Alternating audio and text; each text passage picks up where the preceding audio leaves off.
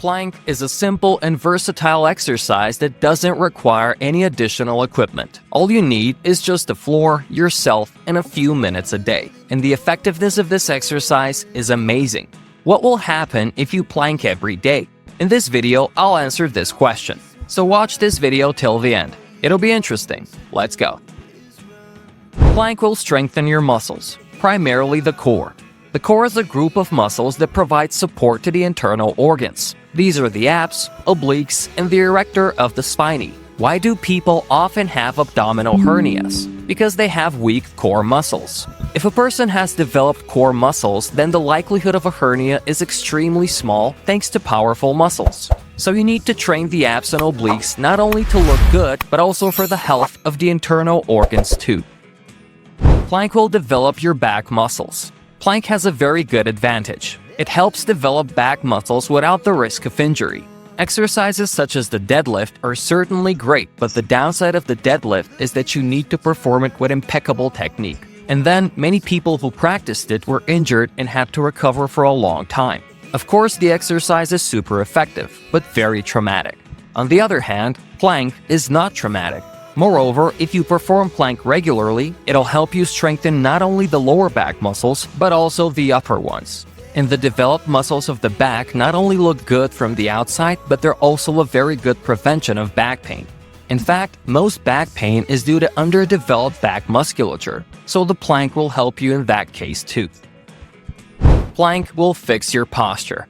It is well known that posture instantly sends conscious and unconscious messages to all people around. A person with good posture is perceived as a confident and attractive person. Indeed, most of us evaluate a person by how straight his shoulders are. So if you want to look fit and good, then posture is extremely important, and the plank will help you because it strengthens the muscles of the core and upper back. It also affects the muscles of the neck and shoulders, which are extremely important for posture. Therefore, if you plank regularly, it'll help you fix your posture and you will already be able to notice good progress in the mirror in just a month. Plank will boost your metabolism. Plank must be done regularly, then the effect will be noticeable. By doing this exercise regularly, you will speed up your metabolism and this will allow you to lose weight. You will burn more calories and pump the abs at the same time, and therefore, in a month, thanks to the sum of these two factors, you will see six-pack abs in the mirror. The next point is coordination and balance. How long can you stand on one leg? How good is your sense of balance? The plank will help you a lot because it's great at developing your stabilizer muscles. These are extremely small muscles which, although not visible in the mirror, perform a very important function because they maintain balance, and the ability to maintain balance will help you a lot in any kind of sports and in any physical activity. How long should you hold a plank? It depends on your training level. If you're a beginner and have never done sports before, then try at least 15 to 30 seconds. It is very important never to increase the duration to the detriment of proper technique. Studies show that plank for as long as possible is not the best choice for your health. On the contrary, several sets are recommended. For example, you hold a plank for several minutes with the correct technique, but not to complete failure. Then rest it for 1 or 2 minutes and perform the second set, and so on. What are the pros and cons of a plank?